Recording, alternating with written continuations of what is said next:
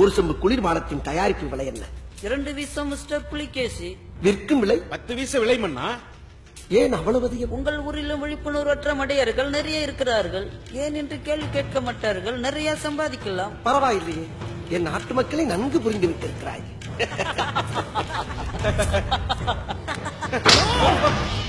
Oh no! Oh no! Boy, no! Oh my God! Whoa! What are you doing, man? Whoa! No! Mr. Boy! Oh no! Oh God!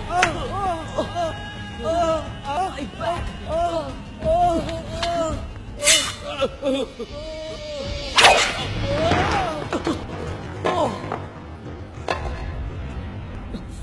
நயவஞ்சகர்களே, பிழைக்க வந்த பிச்சைக்கார கூட்டம் எங்களே ஏமாற்றுகிறீர்களா? உடம்புக்கு கேடான அந்த உற்சாக பானத்தை உங்களை இங்கு விற்க விட்டதே தவறு. அதை கொள்ளை லாபத்திற்கு விட்டு எங்களே சுரண்டுகிறீர். இனி இந்த ஊருக்குள் ஒரு துளி உடைந்த பானம் இருக்கக்கூடாது. இனி இந்த ஊருக்குள் நீங்கள் கால் வைத்தால் உடம்பில் உயிர் இருக்காது. ஓடுங்கள். அமைச்சரே, இவர்களை சொல்லி குற்றமில்லை. இழுத்து வாருங்கள் அந்த விளம்பரங்களுக்கு நடிப்பு வடிவம் கொடுத்தவர்களை. வணக்கம் மன்னா. இவர்தான் நாடக நடிகர் செவிலிப்பாண்டி பாகவதர். இது நாடக நடிகை செல்லாத்தா. இவர் மல்யுத்த வீரர் சங்கொலி ராஜன். வணக்கம்.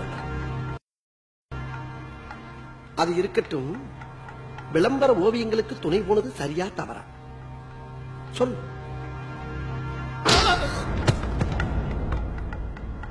சொல்லம்மா, சரியா தவறா? சொல்ல மாட்டாயா? நீ பெண் என்பதால் தப்பித்தாய். வெள்ளைக்காரன் புத்திசாலி, நானோ கையாளாகாதவன், நீங்களோ காரியக்காரர்கள். அப்படித்தானே? பணம் தருகிறான் என்பதற்காக தட்டில் எதை வைத்து கொடுத்தாலும் தின்று விடுவீர்களா? பிராணிகளுக்கும் நமக்கும் என்ன வித்தியாசம்? சுய புத்தி வேண்டாம்? மன்னியுங்கள் மன்னா. அமைச்சரே, ஓவியனை வரச் செய்து நான் சொல்வது போல் செய்யுங்கள்.